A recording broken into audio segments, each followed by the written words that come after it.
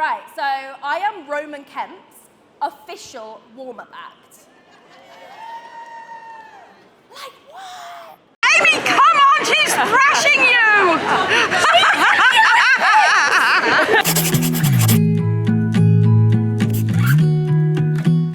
I'm afraid for my life.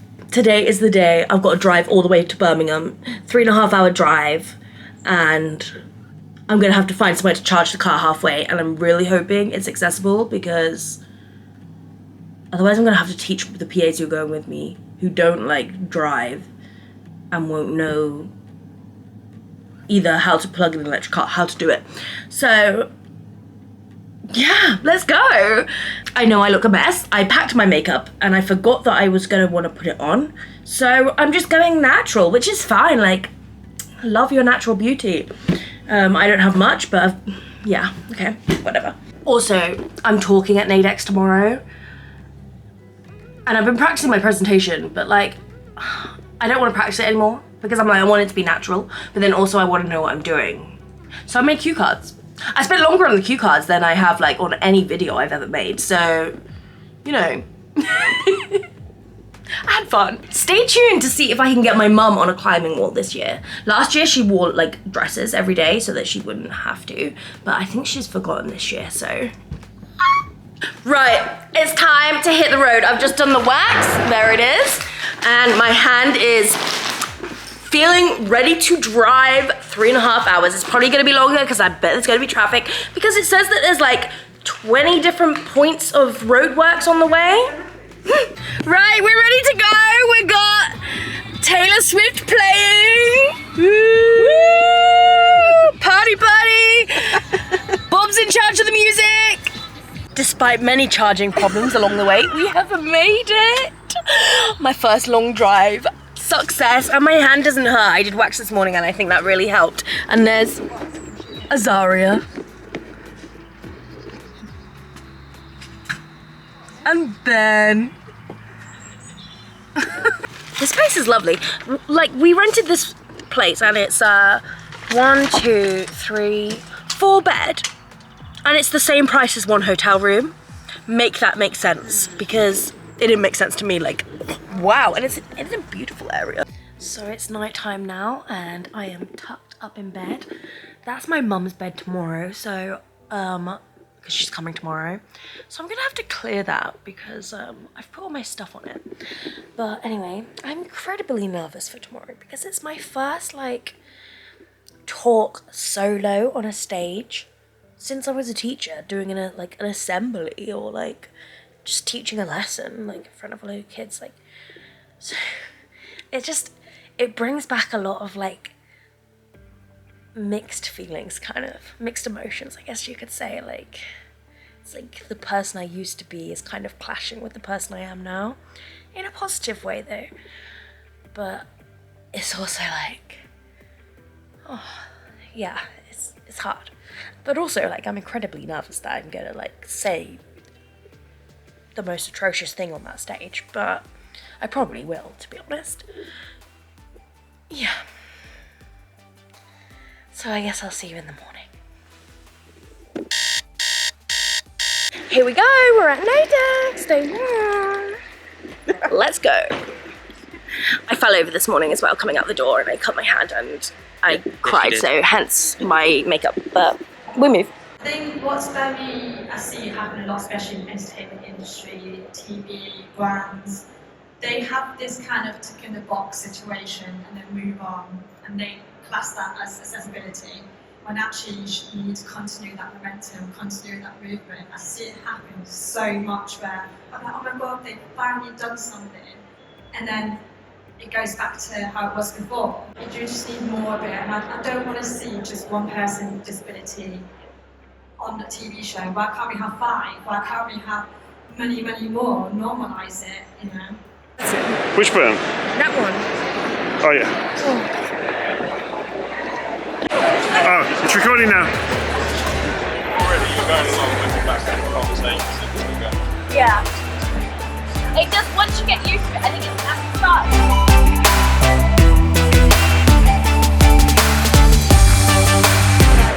Yeah, it's a bit foreign. Yeah. Struggling to that.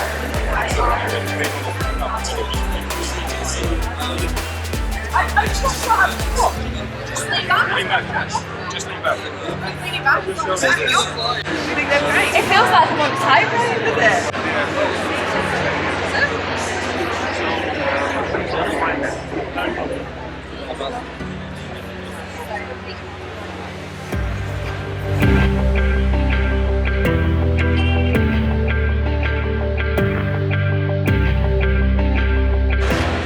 Right, so I am Roman Kemp's official warm-up act. Like, what?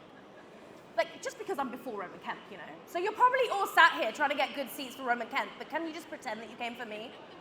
And that you're just a bit tired at the end, so you stay for Roman Kemp? Real. So I don't know why I had to look at the screen. I actually do know my name. My name is Amy Pohl, and I am a content creator, which just means I make videos and take pictures and I post them online and pretend that I know what I'm doing. But before that, I was actually a primary school teacher. And this is the first time, so I'm very nervous right now. This is the first time I've been on a stage with a PowerPoint since I was a teacher doing an assembly in front of a load of like 5 to 11-year-olds. And you know what I'm gutted about? That we're not gonna start off with a song. I know we should, like, cauliflower's fluffy, right? Cabbage is green.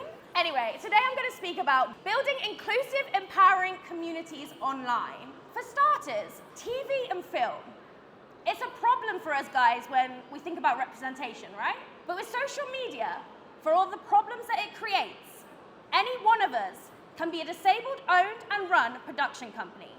We can tell our own stories, but we can make disability our focus, but not the focus. As you can see, we also shop at the same shop for our genetics. I actually thought my account was private because I was a teacher, so I was like, oh, no one can see my videos. Turned out it wasn't.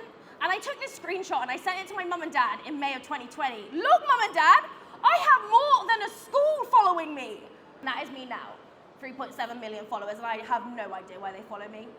It's rare that disabled people get a platform to ourselves to tell our own story, the way that we want to tell it, so that we can be honest on social media.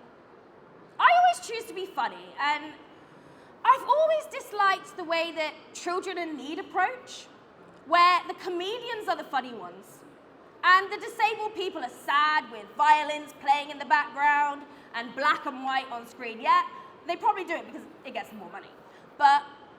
And actually, at 6 a.m. this morning, I could have had a violin playing in the background. But I choose to be funny. Really, all you need to do is be entertaining or informative. I've just realized that this thing knows what I'm saying.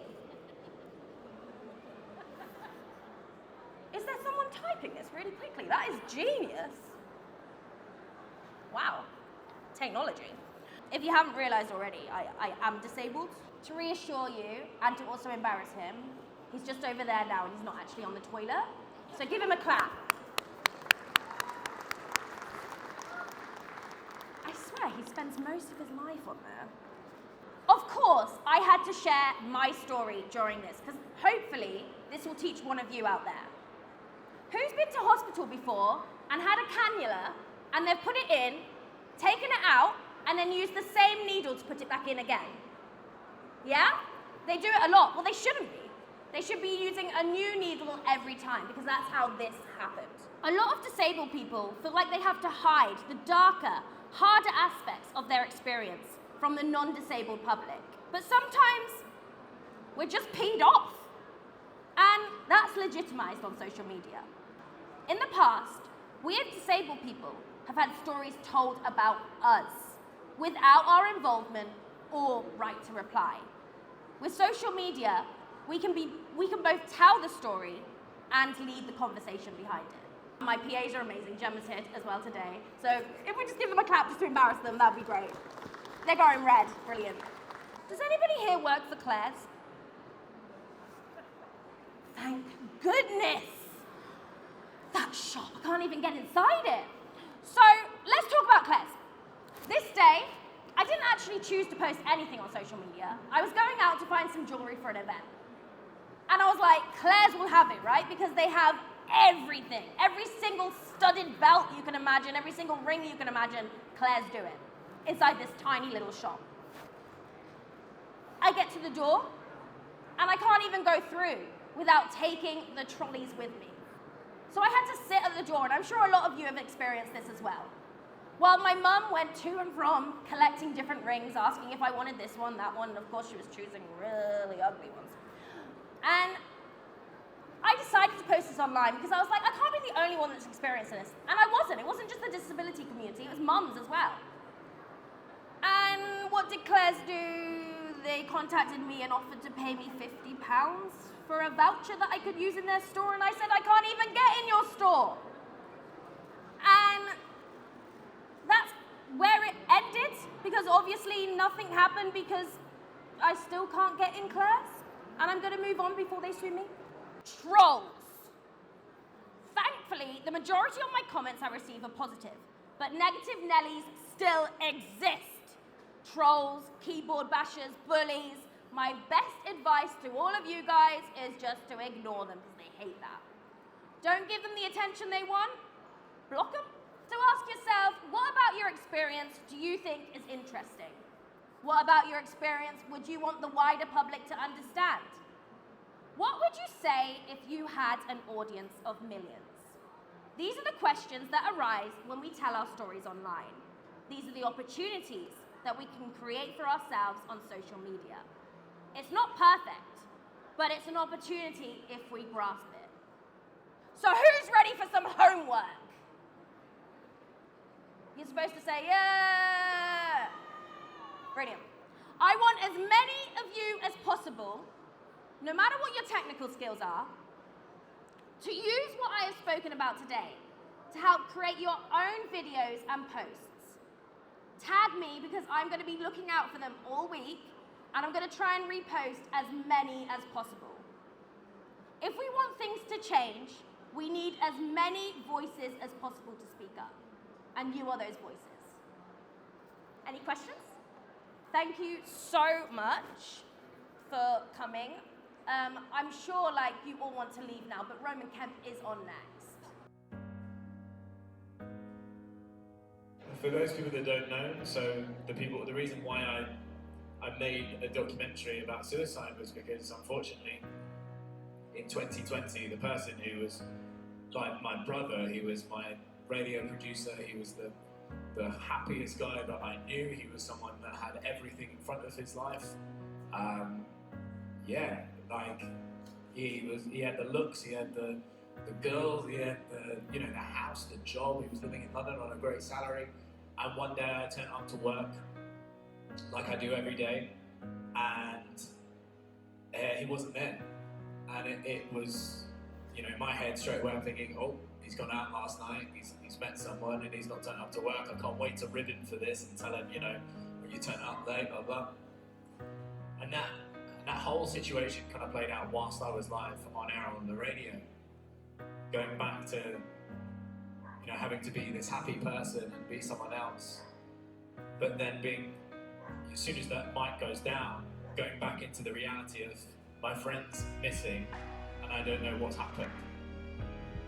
And what I realised come around 8:30 was that something was really wrong and he wasn't there, and we sent a producer out to go to his house to go and see where he is. And unfortunately that's where our producer and the police and the emergency services came back and they told us, again, whilst I was on air, I remember looking over at my executive producer at the time and I just saw this look in her face and I looked at her and I said, he's gone, isn't he?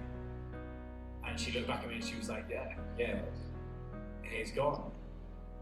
And it wasn't until around 11 a.m. that day that I was told how he had actually passed away, which was by taking his own life. Was there an element of, my goodness, we're so similar, we've got the luck with us, we're in great jobs, we're living in this great city. Yeah. Why was it not me?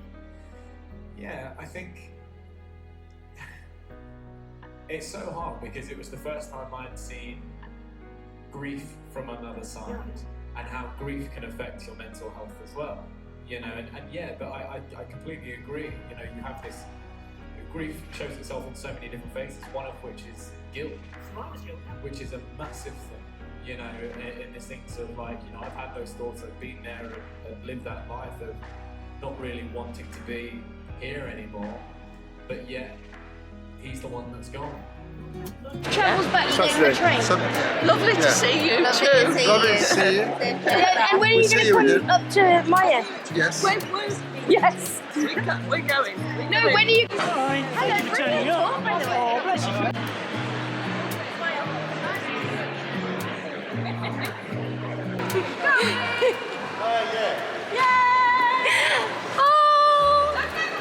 This is fun. I need to rent one of these every day and have someone sit in it just so they can drive me around. We're heading for lunch. It's like late, but I haven't eaten today, not even breakfast, and I'm starving. But like when I'm doing something, like I don't eat beforehand. I don't know why. It's just because I was thinking about it and there was too much going on. And I'm talking really quickly, but the talk went really well, so let's go. How cute is it that my brother, my baby brother, we're only 1 year apart, my brother came to watch. He's such a good brother. Oh, and my grandma and granddad as well. I only live down the road. He's supposed to say, yeah, that's my sister. My grandma and granddad, and my dad came, my mom, and my manager, Elena. She's like the best manager ever, I love her. Open your legs at yours, baby, let's talk until we're fine. You've been in bed for days, empty without me, you say. Can't you just magically turn up in mine? Can you knock on my door on the second floor and I feel okay? We just made it through and I love the way I feel for you. Baby, you make me lose my mind like all the time. It still feels right. Stuck in an endless fight like every night. It still feels right. Day 2 at Naidex, and I'm with Zara, and I've talked my mum into doing the climbing wall. She's going to do the one with assistance, but she told me not to tell you guys that she's doing that, so if anyone wonders or sees her, she did it all on her own. You ready, Ben? I'm very ready. Looking good. I feel extremely fat. No, you're not. It's Ben, you're not fat. It's squidging all the wrong parts in. But I'm going to climb next to your mum. If she needs help, I can tell her where to put her hand.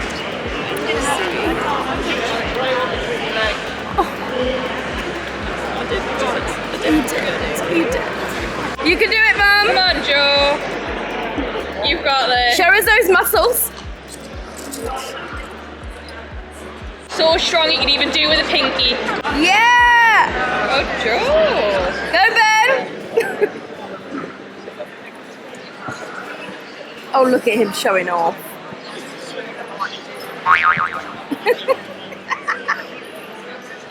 That was an egg. I'm keeping that in.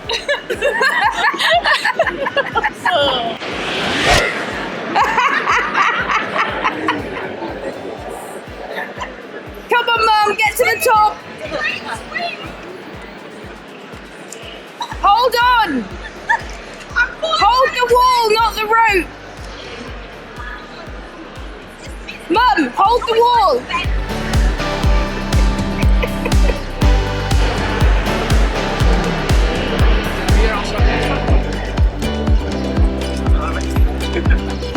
Hello. Really well. That poor guy.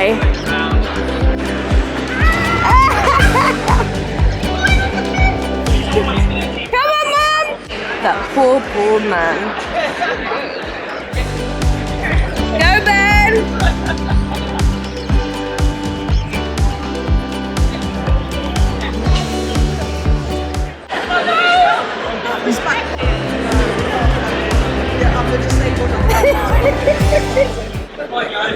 Look at her, she's... Yeah!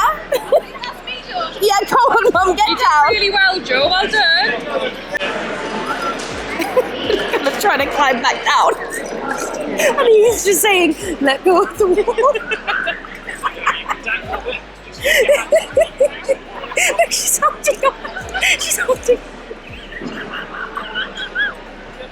Yeah, it's recording now. Hey, how are you feeling right now? Brilliant, you know?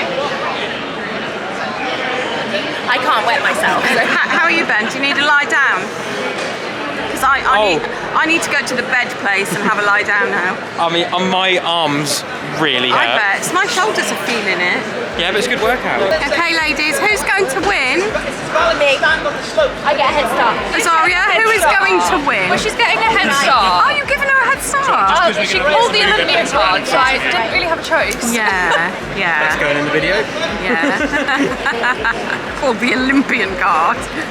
Don't get to pull that very often, do you? Very few people get to pull that disability card, fine, but Olympian card. Disabled Olympian, that's even niche. Do you like open weekends where you can start? Give me power. Well, let's see, Yaga. Hey, you know we need to get some photos together.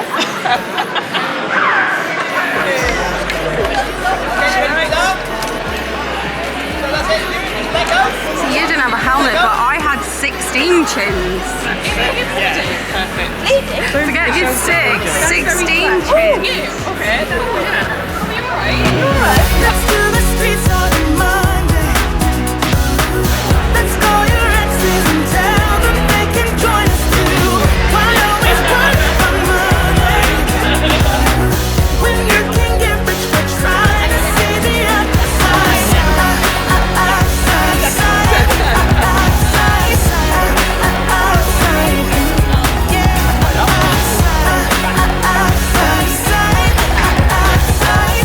Hey, there's a race. Go on, Amy! she's tanking it, Amy, go! Oh my god, this is beautiful. She was in the Olympics. She's not stopped at all. The Olympian's beating you!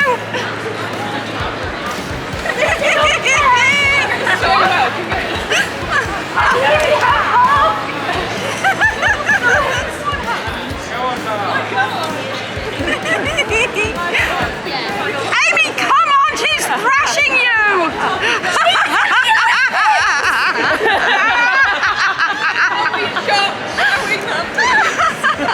I was in brownies. Brownies versus Olympics! Baby Pohl, internet sensation.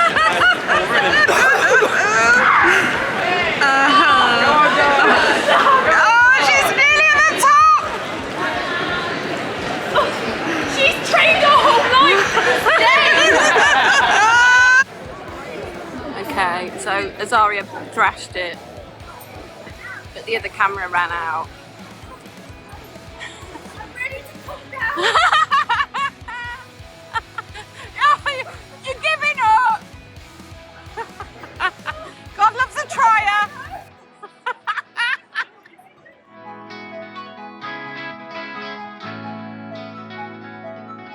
Oh my gosh, what a 2 days I have had. That was so busy. I feel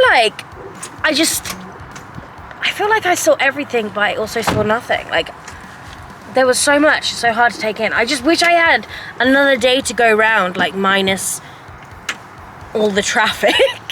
And I met so many amazing people and I got to try out so many amazing pieces of equipment. Like, blows my mind. But anyway, we're on our way back now. We've started the 3-hour drive, haven't we, Bob? Yeah! I set Bob and Gemma free today and they went to explore the bull ring in Birmingham. Bob, what was your bank account like? Woo! They had so much fun in the big Primark. But anyway, I'm charging my car now and I parked over 2 spaces.